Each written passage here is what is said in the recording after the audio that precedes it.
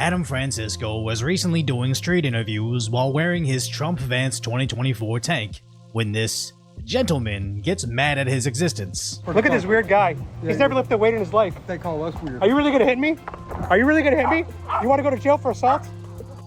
You look like... What's wrong with the Democrats? You look like... Now that's the face of a man that just realized internet arguments aren't real life arguments, as the replies all shared similar thoughts that everything from his run to his appearance lets you know that he was a strong Harris supporter. Which got me thinking, why are there subtle things that you can do or wear that communicate to the world that you are 100% accepting of all the left's NPC programming, thus harmless? From an effeminate fake charge to a wide-eyed empty middle finger, or even something as simple as wearing a medical mask in public in 2024, lets me know almost to a certainty that you're voting for Kamala Harris, voted for Joe Biden, supported us funding the war in Ukraine but not in Gaza, were terrified of January 6th but thought the BLM riots were justified, and everybody had to get the COVID shots no matter what, but also don't tell women what to do with their bodies. And that list can keep going back to Coney 2012, and you can almost guarantee all that from someone simply appearing liberal. So when a guy charges at you for wearing a Trump shirt,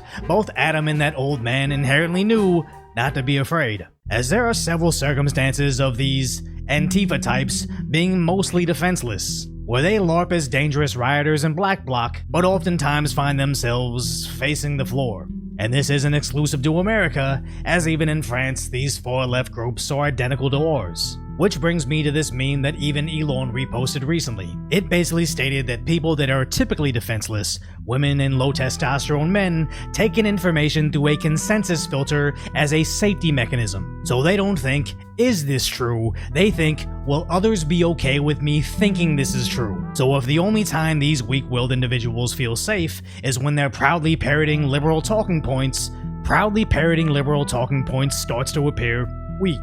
Take something simple as, Biden seems incapable of brokering a ceasefire, while Trump was the only modern president to prevent any new wars. Logic should lead these disaffected liberals towards Trump, but that logic doesn't pass the safety filter of, would others be okay with me thinking this is true, not, is this the truth? And the Democrats know that, as Kamala's campaign has basically been one long list of Harris's hypocrisy, but it doesn't matter when they specifically target low testosterone men. Can speak to men out there who might not be the sort of testosterone-laden, gun-toting kind of guy. And the perfect example of this is from 2019 on That's the Point with Brandon, where he approached anti-Trump protesters asking why they're protesting.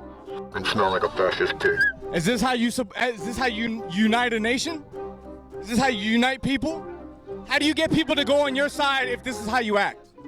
How do you get people to turn and understand if you don't have a time to talk? You don't understand, bro. You don't want to understand? I do. So what are we talking about? I want to know. I want to understand. I really want to understand. What is it that you guys are for? Honestly, no bullshit. And as they couldn't provide a compelling argument, they resorted into trying to attack Brandon, where even 4 people hitting him with sticks and fists only managed to break his microphone, where the Huntington Beach Samurai Cop Cavalry had to come rescue them. Which is insane, as this is now the second Samurai Cop Cavalry we've seen in California that had to protect the far-left protesters. For a group that seems to be against law enforcement and toxic masculinity, they seem to rely on the most masculine levels of policing quite often. Now, I'm not going to sit here and say it's a good thing to antagonize angry liberals in the street, but it's crazy how easily enraged these people are, combined with how ineffective they are in combat, but more importantly, how ineffective they are in logic. Because essentially, what does punching or even pretending you're going to punch somebody mean? It's not saying you won the argument, it's more like an aggressive form of trying to censor their ideas. And censorship almost universally means, you're wrong, you just don't want people to know you're wrong. So if you appreciate my concise, lighthearted commentary on the tragic status that is today's reality, hopefully I've earned your subscription, then go check out the video on how the TikTok infinite money glitch is actually just a felony for idiots.